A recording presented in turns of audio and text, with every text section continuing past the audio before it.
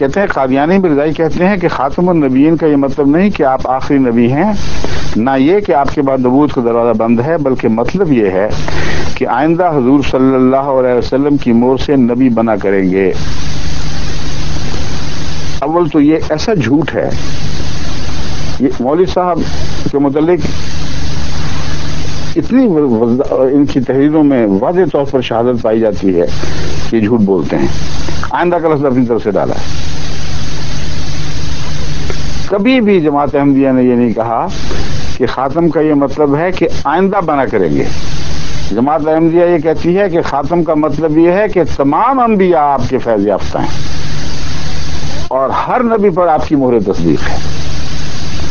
اس دعوے کو کس شرارت کے ساتھ اور کس جسارت کے ساتھ آئندہ کا لفظ داخل کر کے بدلا تبدیل کر دیا۔ محض آئندہ نہیں، ہم تو ختم نبوت کو غیر زمانی مانتے ہیں۔ ہم تو مانتے ہیں کہ حضور اکرم صلی اللہ علیہ وسلم کی خاتمیت ہر نبی سے پہلے بھی تھی اور بعد میں بھی رہے گی۔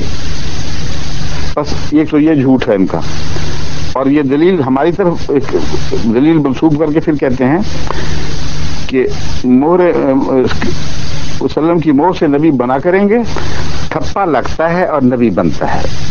اب ان کے دماغ میں انہوں نے وہ فیصلہ آباد یا شنکر کی گلیوں میں کہیں دیکھا ہوگا نا، کپڑوں پہ ٹھپے لگ رہے ہیں، تو رسول اللہ صلی اللہ علیہ وسلم کے اوپر بھی اس قسم کا تبصرہ کرنے سے باز نہیں آتے۔ حالانکہ تمام اہل تقویٰ، وہ جو خدا کا خوف رکھتے ہیں، وہ جانتے ہیں کہ خاتمیت کا مطلب ہی اصل میں بعض صفات کو دوسرے کی طرف منتقل کرنا ہے۔